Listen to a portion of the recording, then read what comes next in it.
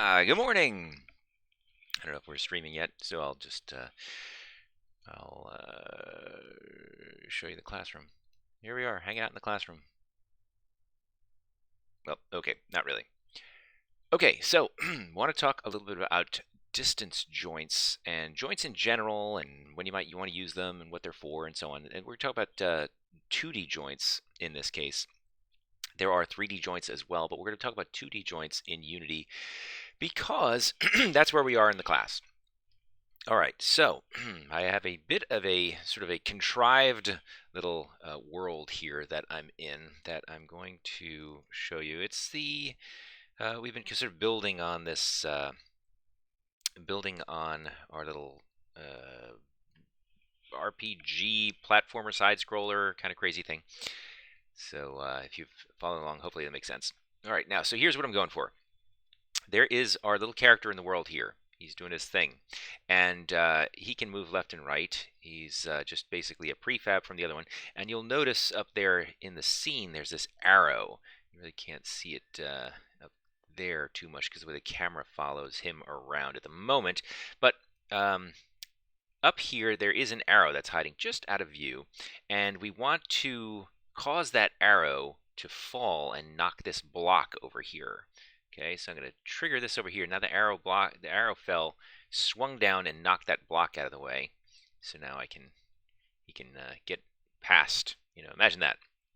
Now in our scene, well, like I said, it's a little bit contrived because if this guy came along, he could probably push that block as well. And that's not nearly as fun as triggering something and having some action happen. Boom. Okay. Imagine I could make the mass of this block really, really heavy so that the player couldn't really move it, and then I'd have to change the mass of this falling object to make it kind of fall fast enough and so on. But anyway, that's that's neither here nor there. Or maybe I can just do it. Okay, imagine this heavy block here. It has a rigid body 2D, and it has a fairly big mass, 100.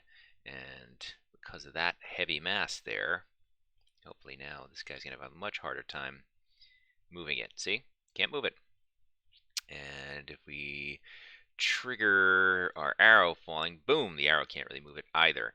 So we'll go to the arrow, and we'll make the arrow's mass 100. And now let's see what happens. And boom, that triggers, boom. Okay, so now the I have to do something to make sure you get the arrow out of the way. So it could move this block and do something important for us. Okay, so let's look at how that actually works. So a couple of things in the scene. There are these blocks, and the blocks, I'm going to explain this in scene mode here. The blocks really aren't important. They happen to be cubes, but they're rendered as 3D objects, but I'm using rigid body 2D and collider 2Ds on them. So spoiler, yes, you can actually use 3D objects in a 2D game, and normally we kind of go into that a little bit to kind of create some interesting stuff, but we're just going to use them as simple things to kind of be placeholders. But they do have just 2D rigid bodies and 2D colliders on them. All right, so the exciting part of the scene is really what's going on with this arrow. Now the arrow is just a sprite. It's a 2D sprite, sprite render arrow. There it is, kind of normal, boring. And it has a rigid body attached to it, and the rigid body isn't that exciting either. It's fairly standard. And it also has a box collider on it, also not all that exciting. But the exciting things are these two distance joints. Now, what a distance joint is, and I will disable one. Actually, I'll disable this one. What a distance joint does is it enforces the object to stay a certain distance from some other point. So in this case, I have established this little point up here as being the distance, and here's the anchor point of that joint. Now, this guy is also sort of interacting with this cube a little bit, which is causing some disturbances around there. But normally, let's see, let me turn off that cube. Well, let's turn off this, and we will disable our cubes for a moment. And you'll see the arrow is just going to fall and swing around that point. Okay, nothing else is really disturbing it. So it has a, let's see, this is the distance joint here. It has no rigid body attached to it. It just has auto configure for this distance and only enforces this maximum distance. All right, so what does that mean? All right, we'll go back in. And if you put a rigid body, there's some things that it can do in terms of automatically creating or managing the rigid body for you. You'll see it had auto configure distance and max distance before. Let's say now we've got a set distance between here, and you could drag this point around and say, okay, it's going to pivot around there, for example. All right. The distance was set to 1.6, so that's why it immediately moved up to where it wanted to be, because it wanted to keep this distance of 1.64. And you'll notice it's always that distance. So it kind of, well, it starts off weird because we've kind of stretched the anchor point, and immediately it wants to enforce that distance. But now imagine if I put this anchor point closer, you'll see this little indicator saying, that's the maximum distance that it can be.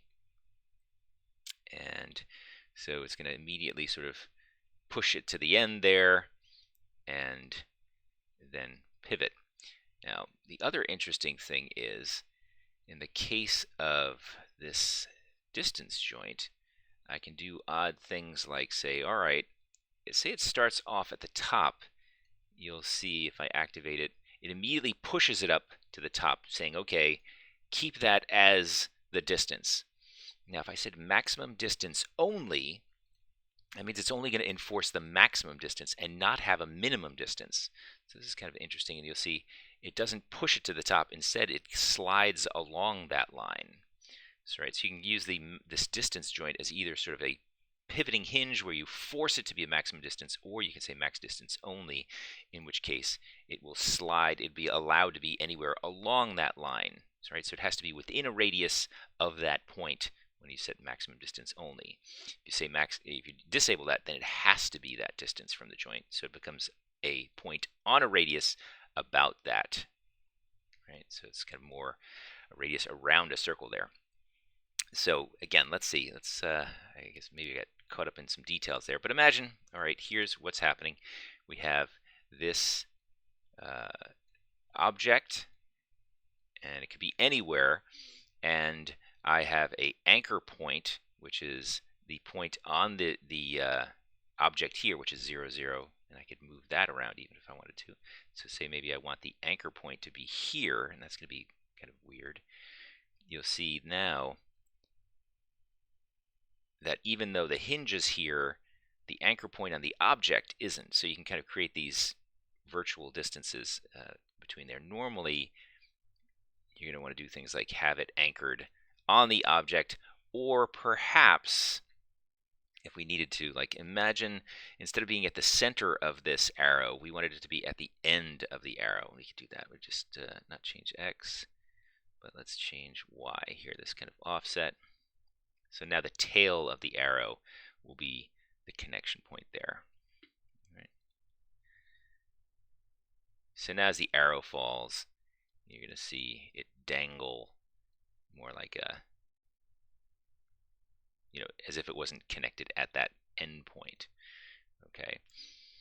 So in order for the hinge to work, it has to have, the object that it's on generally has to have a rigid body on it, because it has to be affected by physics.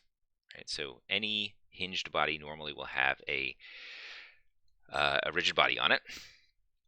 And that's a simple thing to do is, create an object, create a thing, put some kind of graphic on it, and then attach a hinge joint, or excuse me, attach a distance joint, and play around with this, connected the distance and the anchor point. And you'll also see this notion of the connected anchor. All right, so if I move that around, that's really establishing where in the world I am anchored. Okay. Cool. Now, another thing you can do is you can connect a rigid body to another rigid body, in which case it forms a joint between them, which is really why it's called a joint. Now, what's going to happen is if you connect it to a rigid body, instead of this normal connected anchor, what's going to happen is it's going to anchor it to the other rigid body. So let's turn on these cubes and imagine we have our joint again here. And instead of being anchored to this random point in space, let's say, all right, let's anchor it to that cube here, cube 1. So we'll go to arrow, and we will say distance joint 2D, cube 1. We'll drag that there. Whoops. All right. Make sure that is, in fact, cube 1. Yep, there it is.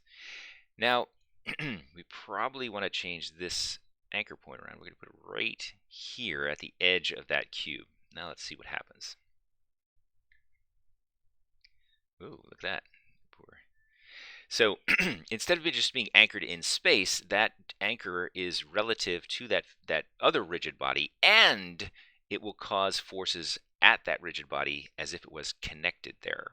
Right? So it's kind of an interesting way to create these kind of simple machines. Right? So now we have this thing being acted upon by physics, and this connection causing it to this other connected object to be affected by physics. Now you'll see this thing is swinging and rotating, not just falling down. Reason for that being, if I look at the cube 1 and I look at its rigid body, is that its rotation is not frozen, but its position is. So if I were to do something like, say, here before the game starts playing, I'll also freeze this body's rotation. Now it will move around this rigid body, but not necessarily cause it to rotate. Okay. Let's go back to the arrow again, and you'll see there's a couple of other parameters. We'll try to go through them pretty quickly here. You'll notice it's this enable collision is not set. Now, what's that about? Well, if you look, let's see, in cube 1 does have a box collider, and the arrow does have a box collider. But when I play, let's see, the joint is not interacting, and even the two objects themselves are not going to wind up colliding with one another. Let's go ahead and enable that collision and watch what happens. And let's see. Well, I guess they're not quite close enough. Let's move them around. We're going to move this guy over here and here. Now for it should collide, so we'll see. You'll see this will fall down, and it doesn't want to hit that, which is why that weird kind of did that weird twirly spin here, right? And if we disable the collision,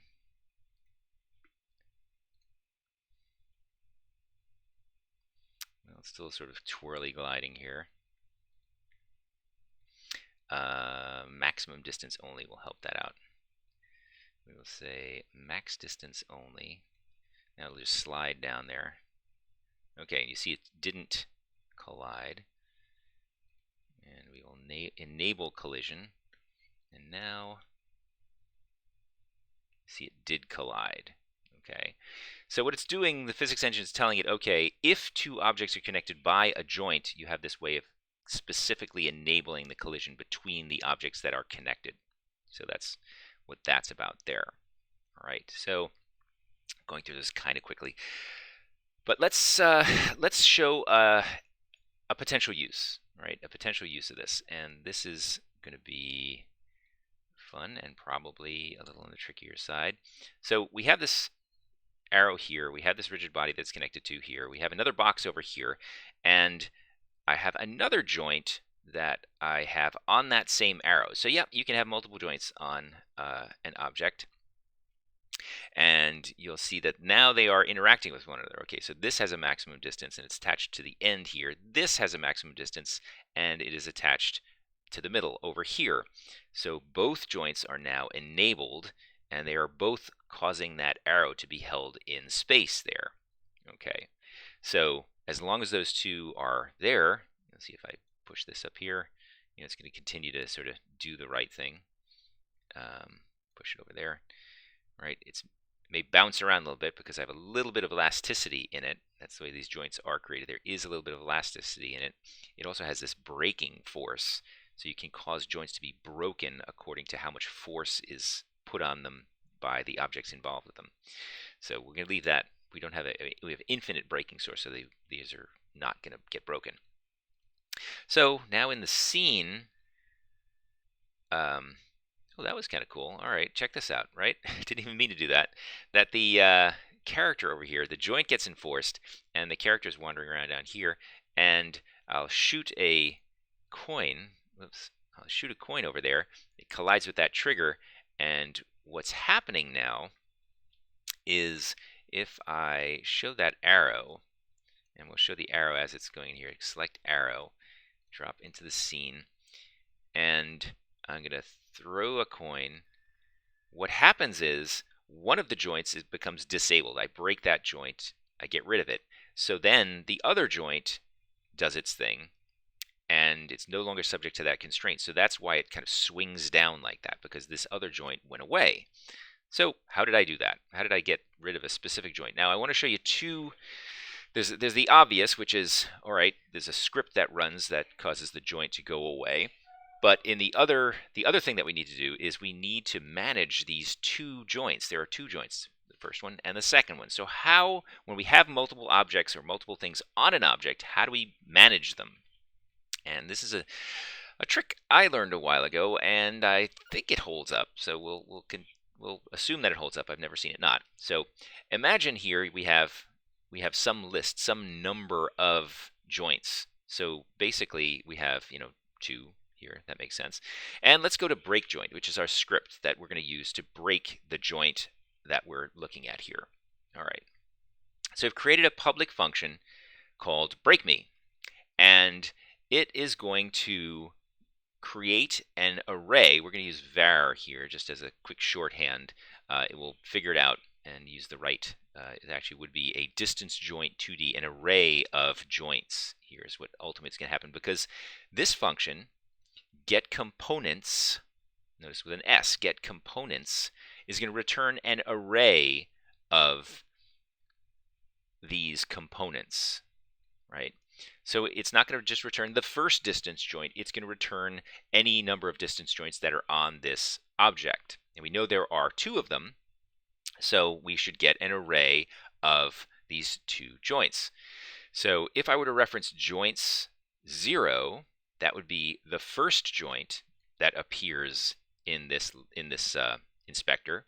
And if I reference joints 1, it is referencing the second joint, and so on. Like if I had 10 of them, I'd reference them as 0 through 9, because they are just an array of joints. So what's happening is if this function breakMe gets called, it's just going to disable that component, that joint.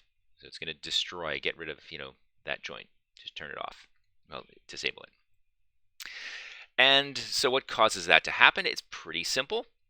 I have created another little object in the scene. This is just using a little a little sprite from one of the other packages I have here, and it has really just a collision, a collider that is set to a trigger, and it says, all right, if I am triggered, if any other object collides with me, triggers me, I'm going to find that break joint component in the scene. Now you notice this is actually using game manager find object of type. Now this could potentially be tricky. I mean, it depends on how many things. If you had multiple ones in your scene, then this would be kind of weird. But since we only have a single break joint object or break joint component in the whole scene, this is fine to do. So I'm going to say, all right, if that's triggered, then use the game manager. Or I could even use any find object, game object.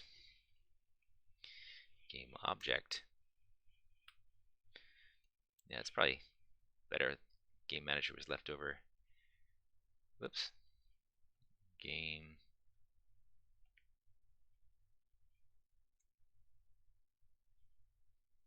It's weird that it completed that twice there. Game object.find object of type. So it's going to find that attached to any game object, and then it knows that function call is break me. So it's going to break the joint of the second joint on that object. All right, so let's try that again, make sure I didn't break the script. So there it is, boom, and I've now used this set of 2 distance joints to kind of pin this up here, and then I disable one of the distance joints so that it then can, the other one controls the object entirely, causes it to swing out of the way. So this is one way that you can kind of use joints to create sort of puzzles or traps or things like that. You can imagine if the player couldn't get through here until it triggers that thing, then it's sort of a puzzle. Or you could have the swinging pendulum to be sort of a trap thing where, okay, if you accidentally trigger this, then this will swing down and hurt the player. Instead of just pushing this block, it could actually have an effect on the player, and so on and so on. All right, so hopefully you find this useful. If you have any questions, shoot me a message over in Discord, or find me through any of the various means online. Thanks. Have a great day.